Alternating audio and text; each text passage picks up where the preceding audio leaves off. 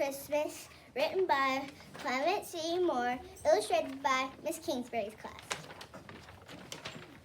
'Twas the night before Christmas when all through the house not a creature was stirring, not even a mouse.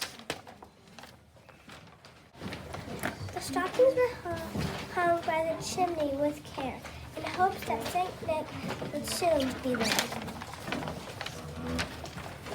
The children were snuggled, all snug in their beds, while vision of sugar plums dancing in their heads.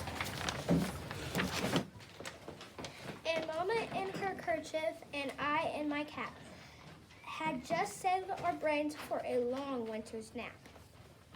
Oh. When out on the lawn, there across such a clatter, I sprang from my bed to see what's the matter. Away to the window, I feel like a flash, tore open the shutters and threw up a dash.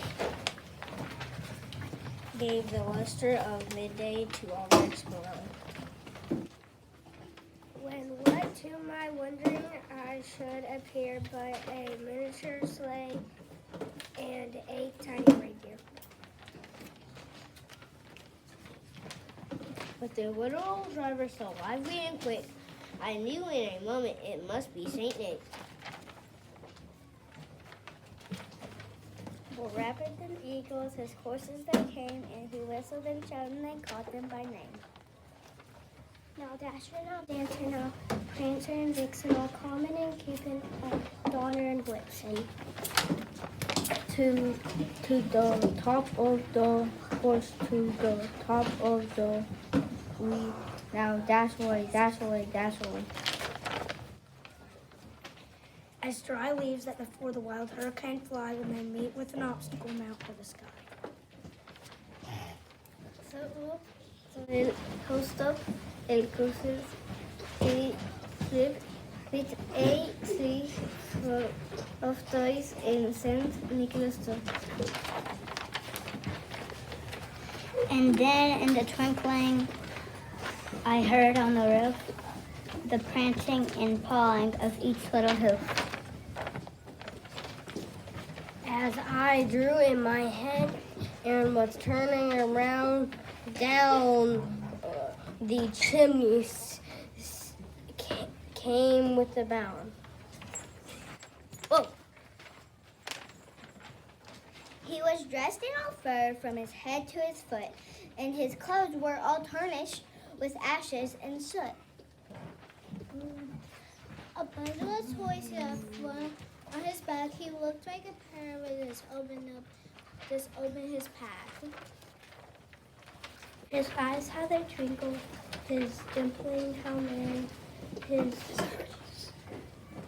cheeks were like roses, his nose like a cherub. His little mouth was drawn up like a bow, and his beard of his chin was as white as snow. The stump of his pipe he held tight in his teeth, and the smoke it encircled his head like a wreath.